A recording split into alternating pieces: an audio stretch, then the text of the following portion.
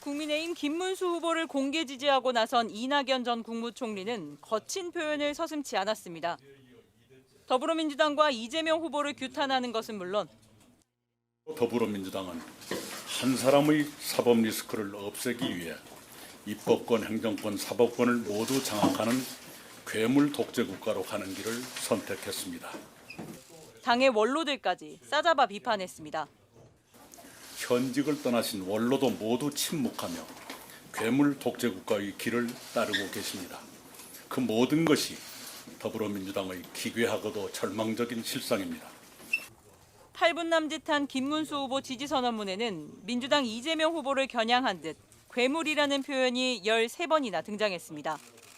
이낙연 전 국무총리는 수용하기 어려운 면도 있지만 김문수 후보의 치열하고 청렴한 삶의 궤적, 현장 밀착형 공직 수행은 평가받을 만해 지지를 결정했다고 설명했습니다. 하지만 문재인 정부에서 함께 일했던 인사들은 정책 연구 모임에서 이 전 총리를 즉각 제명했습니다. 당내에서도 변절한 정치인을 뜻하는 사쿠라라는 표현까지 등장했고 정치 배신자의 말로는 인생 페르나보다 더 가혹할 것이라는 등의 날선 규탄이 쏟아졌습니다. 광주 전남에서도 시도민에 대한 배신이자 내란 응징이라는 이번 선거의 의미까지 통째로 부정하는 행위다.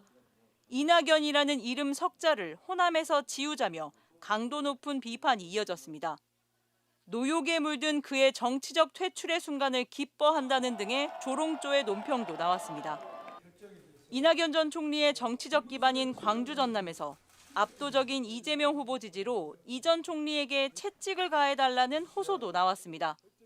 일생일대 가장 후회스럽고 치욕적인 결정인 것을 느낄 수 있는 방법이고 제2의 이낙연 같은 인물이 나오는 것을 방지할 수 있는 길입니다.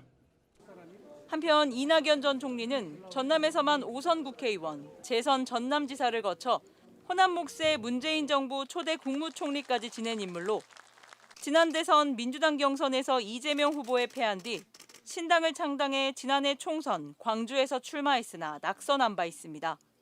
MBC 뉴스 주현정입니다. 책임위원 양소영입니다. 기자회견문 시작하겠습니다. 이낙연 전 총리님, 도대체 누구 마음대로 계엄과 내란이 끝났다는 것입니까? 내란 세력과의 연대를 선언하며 괴물국가 출현을 저지하겠다고 말했습니다. 정치인이 가면 안 되는 길을 택했고 해선 안 될 선택을 했습니다. 윤석열 전 대통령의 망상과 권력욕이 부른 비상계엄은 민주주의를 짓밟는 내란 행위였습니다. 국민은 충격 속에서 싸우고 거리에서 버텼습니다. 국회는 대통령을 탄핵하고 계엄을 해제했습니다.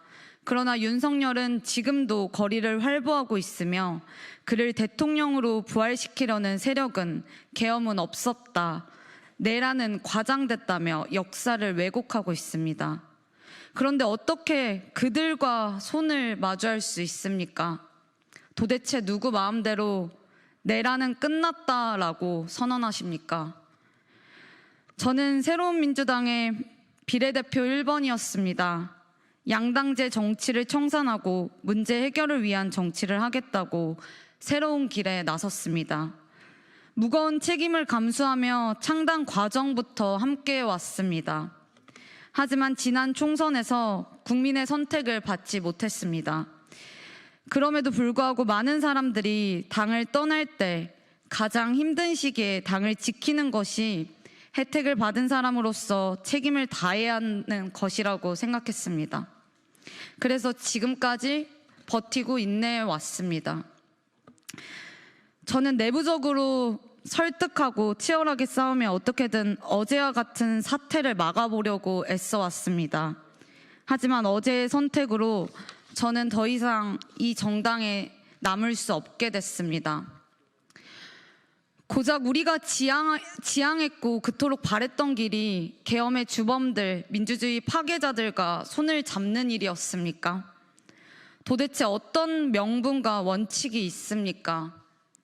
국민들의 눈높이와 잣대가 아닌 오직 이재명에 대한 증오와 권력 나눠먹기만 존재합니다. 저는 당 차원에서 국민의힘 지도부와 비밀 접촉을 이어가고 있었다는 사실을 알고 있었지만 이를 내부적으로 끊임없이 설득하고 안 된다고 싸웠습니다. 소멸할지언정 그들과의 연대는 역사에 죄를 짓는 행위라는 것을 호소했습니다. 그러나 돌아온 결과는 계엄 세력과의 협잡, 내란 부정, 그리고 민주주의 배신이었습니다. 이 자리를 빌려 국민들께 사죄드립니다. 계엄의 찬바람 속에서도 광장을 지킨 시민 여러분들께 저는 죄송하다는 말씀밖에 드릴 말씀이 없습니다. 다시 한번 죄송합니다.